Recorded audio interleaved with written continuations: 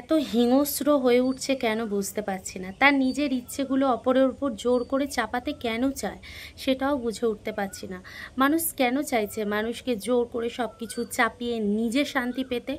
এই এই কি আমরা হিংসাত্মকতা দেখতে চাই? এই কি আমরা দেখতে চাই যে এত মারপিট মারধর হিংসাত্মকতা এই সব কিছু চলুক? আমরা কিন্তু এত কিছু চাই না, আমরা চাই শান্তি।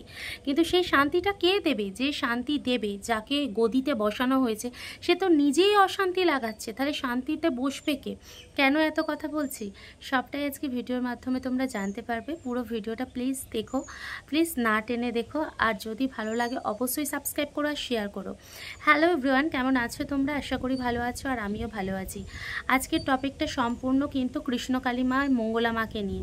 কৃষ্ণকালী মায়ের যে মন্দিরটা হয়েছে সেই মন্দিরটা নিয়ে বহু মানুষের বহু সমস্যা, বিশেষ করে আমাদের রাজনৈতিকবিদের মানুষদের বেশি সমস্যা হচ্ছে। কিছু মানুষ মন্দিরটাকে সম্মান করছে, আবার কিছু মানুষ ভিতরে ভিতরে সেটাকে অসম্মান করছে। কেন বললাম সেটা আজকে বলি। মঙ্গলা মা একটা মন্দির গড়তে চাইছে, তার জন্য কিছুটা জমি কিন্তু তিনি কিনেছেন, সেটা নিজস্ব পয়সা থেকে। যে ভক্তরা কৃষ্ণকালী মাকে তার মনোবাঞ্ছনা পূরণ হওয়ার দরুন দিয়েছিল, তা থেকেই কিন্তু ওই জায়গাটা কেনা হয়। কিন্তু সেই জায়গাটার দরুন সবাই, প্রত্যেক মানুষের তোলাবাজিরা তাদের কাছ থেকে টাকা চাইছে, এমনকি পুলিশ প্রশাসনও তার কাছ থেকে টাকা চাইছে, প্রত্যেক মাসে মাসে একটা ডিমান্ড করছে। সেটা মঙ্গলামা দিতে নারাজ, এবং দিতে নারাজ বলেই মঙ্গলামাকে ধরে প্রচণ্ড পরিমাণে মারধর করা হয়।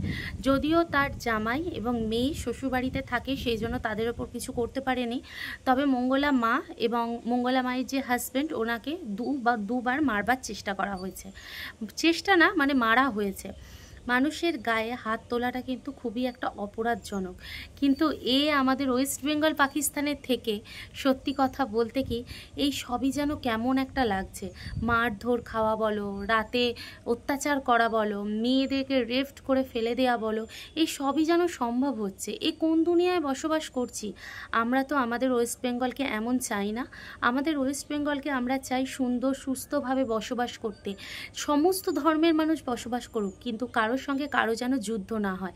কিন্তু এখানেই রাজনৈতিকবিদরা নিজেরা ধর্মে ধর্মে লড়াই লাগিয়ে দিচ্ছে, মানুষের ওপর জোর করে অত্যাচার করছে, টাকা চাইছে, টাকা পাচ্ছে না বলে তাকে জোর করে মার্ডার করে ফেলে দেওয়ার চেষ্টা করছে, তাকে মেরে তার কাছ থেকে জোর করে টাকা তোলবার চেষ্টা করছে।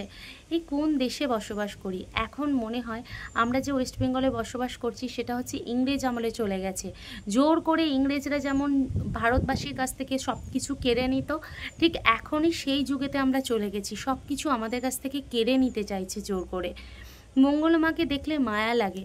তিনি একজন মানুষ হয়ে মন্দির গড়ার জন্য এত কিছু করছে, আর আমরা হিন্দুরা মুখ বুজে চুপ করে বসে রয়েছি, কেউ একটা প্রতিবাদ পর্যন্ত করছি না। এটা কিন্তু অন্য কোনো ধর্মে হলে তারা রাস্তায় সবাই মিলে একাত্রিত হয়ে নেমে পড়তো, কিন্তু আমাদের সেটা হচ্ছে না। এটাই হচ্ছে সব থেকে বড় জিনিস, যে আমরা আমাদের নিজেদের ধর্মের সঙ্গেই নিজেরা হাতে হাত মিলিয়ে দাঁড়াতে পারছি না। আমরা হিংসে করছি, উপরন্ত অপরের পা ধরে টানা হেঁচড়া করছি। আমরা মনে করছি সে উপরে চলে যাবে, তাই তাকে পা ধরে টানছি। একজন হিন্দু কিছু কন্ট্রোভার্সি মানুষ যারা রয়েছেন এই ওয়েস্ট বেঙ্গলে, তারা পর্যন্ত মঙ্গলা মায়ের বিরুদ্ধে গিয়ে মাকে নানান ধরনের কথা শোনাচ্ছে, তাকে মার খাওয়াবার চেষ্টা করছে। এটা কি কোনো মনুষ্যত্ব? তারা আবার ভগবানের নাকি দোহাই দেয়।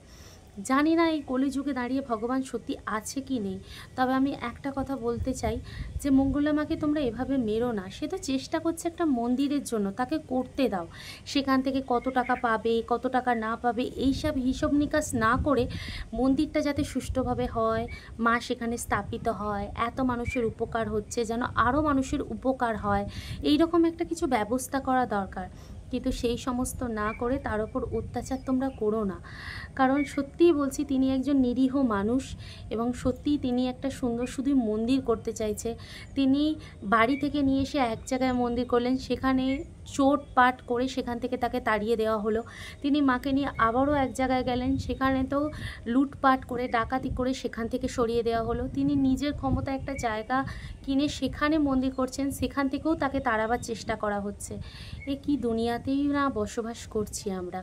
জানি আমাদের ছোট ছোট ক্রিয়েটারদের কথা কি আর তাদের কানে পৌঁছাবে না, কিন্তু সবাই যদি একজোট হয় তাহলে এটা কিন্তু সম্ভব, কারণ একটার পর একটা করে অন্যায় হয়েই যাচ্ছে, আর সেই অন্যায় কিন্তু আমরা একটার পর একটা করে সহ্য করেই যাচ্ছি। এত কথা বলছি, যখন কোনো মানুষ শুনবে তখন ভাববে এ এ ওকে ভোট দেয় না, তাকে ভোট দেয়। এখানে ভোটের কোনো প্রশ্নই নেই, এখানে একটা মানুষের মনুষ্যত্বের পরিচয়।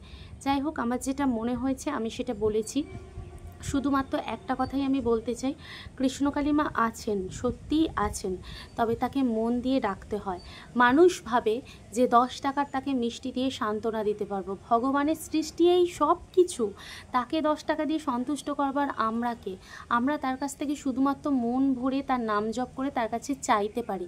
তাকে দেওয়ার মতো আমাদের ক্ষমতা কিছুই নেই। যদি তাকে দেওয়ার মতো আমাদের ক্ষমতা থাকতো তাহলে আমরাই তো ভগবান হয়ে যেতাম। তাহলে কি ভগবানের প্রয়োজন থাকতো? মানুষ ভুলটা কিন্তু এটাই করে। তো যাই হোক, আমার যেটা মনে হয়েছে আমি সেটাই বলেছি। তো বন্ধুরা, তোমরা কি একমত? অবশ্যই কমেন্ট বক্সে জানিও। দেখো, মূর্তিটা হচ্ছে আমাদের একটা শান। আমরা হিন্দু, আমাদের নানান ধরনের মূর্তি পুজো করাটা আমরা অবতার হিসেবে পুজো করি। অনেক মানুষের মাধ্যম থাকে না, আমাদের হচ্ছে মূর্তিটা শুধুমাত্র ভগবানের কাছে ডাকার মাধ্যম। তো অনেক মানুষের যাদের মাধ্যম থাকে না তারাও এই জিনিসটা বোঝে, কিন্তু আমরা হিন্দু হয়ে এক হিন্দু আর এক হিন্দুর চিন্তা করছিই না। তাকে মেরে ফেলে তার ঘাড়ে পা তুলে উপরে ওঠার চেষ্টা করছি, কিন্তু এইটুখানি বুদ্ধি নেই, তাকে যদি মেরেই ফেলি তার ঘাড়ে পা তুলে আমরা উপরে উঠবো কী করে? ধস করে তো পড়ে যাব। এইসব জিনিসগুলো কেউ বোঝে না। যারা মানে এইসব ফালতু জোর জুলুম করে সব কিছু আদায় করবার চেষ্টা করছে, এটা কি কখনো সম্ভব? উপরওয়ালা বলে তো একটা জিনিস আছে। তোমার এখন রক্তের জোরে যে যে জিনিসগুলো করছো, দুদিন বাদে কিন্তু তোমার এই রক্তের জোর কিন্তু কমে যাবে। তখন কিন্তু তোমাকে এই ভগবান ছাড়া আর কেউ দেখবে না। ওপরে গিয়ে প্রত্যেক মানুষকে জবাবদিহি করতে হয়। আজকে আমি যদি ভুল করি আমাকেও কিন্তু জবাবদিহি করতে হবে, তাই প্রত্যেক মানুষকেও জবাবদিহি করতে হবে। তবে যাই হোক না কেন, মঙ্গলা মাকে মন্দিরটা করতে দেওয়া হোক, কারণ এই মন্দির একটা মাধ্যম হয়ে থাকবে। তিনি মন্দির করার পর দেহত্যাগ করবেন কিনা সত্যিই আমি জানি না। তিনি করলেও কিছু যায় আসে না, না করলেও কিছু যায় আসে না। তবে মন্দিরটা থেকে যেহেতু বহু মানুষের উপকার হচ্ছে, তাই মন্দিরটা আমার মনে হয় করতে দিলে খুব ভালো হয়। তাছাড়া ওই মন্দির থেকে তো অনেক মানুষের রুজি রোজগার চলছে। যারা ধরো বহু চাকরির জন্য অনেক পরীক্ষা দিয়েছে কিন্তু চাকরি পায়নি, তারা তো মন্দিরের সাইডে ফুলের দোকান বা খাবারের দোকান করে বসেছে। সেই মন্দিরের মাধ্যম থেকেই তো তাদের রুজি রোজগার চলছে। তাহলে তাদের কথা ভেবে কমসে কম মন্দিরটা তো করতে দেওয়া হোক। এটা তারাপীঠ বলো বা তুমি দক্ষিণেশ্বর বলো বা যে কোনো মানে বড় বড় মন্দির বলো, সেখানে কিন্তু তার চারিপাশে অনেক মন্দিরের চারিপাশে দোকান হয়, কোনো খাবারের দোকান, কোনো প্রসাদের দোকান। তারা তো সেই মন্দিরের মাধ্যম থেকেই টাকা রোজগার করে আর নিজেদের পেট চালাচ্ছে। তাহলে সেই কথা ভেবেই তো আমরা দিতে পারি, কারণ আমাদের ওয়েস্ট বেঙ্গলের যা হালত, বেশি দিন আর কদিন টিকতে পারে সেটাই হচ্ছে বড় কথা। তাই আমার মনে হয় তাদের মুখের দিকে তাকিয়ে এই মন্দিরটা করতে দেওয়া উচিত। আর মঙ্গলা মায়ের গায়ে হাত না তোলাই উচিত। তাকে যারা মেরেছেন তারা ছেলে, আর একটা মেয়ের গায়ে ছেলেদের হাত তোলার অধিকার কিন্তু থাকে না।